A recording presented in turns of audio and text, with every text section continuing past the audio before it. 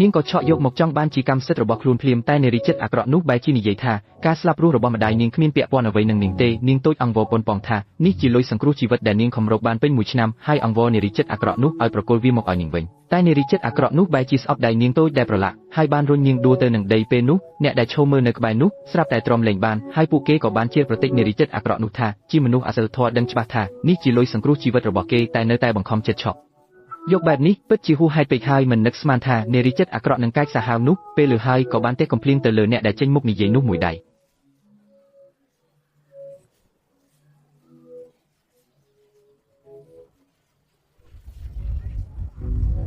ខ្ញុំប្រាប់អ្នកថានៅជាងឈឹងខ្ញុំគឺជាច្បាប់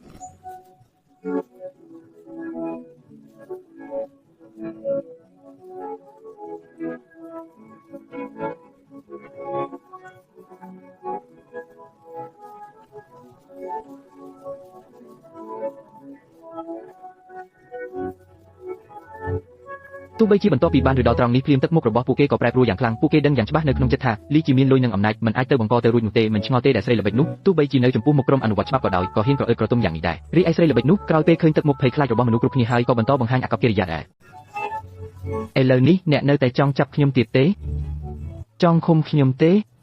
ធុញណាស់កញ្ញាលីសូមទោសមិញនេះមិនឆ្មើងឆ្មៃទេឥឡូវនេះមិនក៏កំសាកម្លេះប៉ុន្តែនាងមិនដឹងសោះថាសូម្បីតែមនុស្សដែលមានឋានៈទាបបំផុតក៏មានសេចក្តីថ្លៃថ្នូរដែរទោះបីជាមន្ត្រីអនុវត្តច្បាប់មានឋានៈមិនលេចធ្លោដូចម្ខាងទៀតក៏ដោយក៏ភ្លើងយុត្តិធម៌ក្នុងចិត្តរបស់ពួកគេមិនដែលរលត់ឡើយដោយឃើញអាកប្បកិរិយារបស់នារីមានល្បិចកកាន់តែហួសហេតុពួកគេក៏លែងស្ទាក់ស្ទើរហើយសម្រាប់ចាត់វិធានការតាមផ្លូវច្បាប់ដោយចាប់ខ្លួននារីមានល្បិចកនោះពេលនារីមានល្បិចកឃើញថាមនុស្សមួយក្រុមនេះពិតជាហ៊ានទោសជាមួយខ្លួនក៏ខឹងសម្បាយ៉ាងខ្លាំងភ្លាមដើម្បីបង្ហាញអំណាចរបស់ខ្លួនដល់មនុស្សទាំងនេះនាងក៏ចាប់ដប់ស្រាដែរ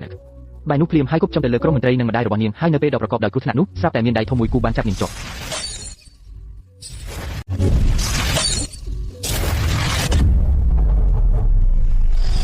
និយាយពីម៉ាក់ខ្ញុំ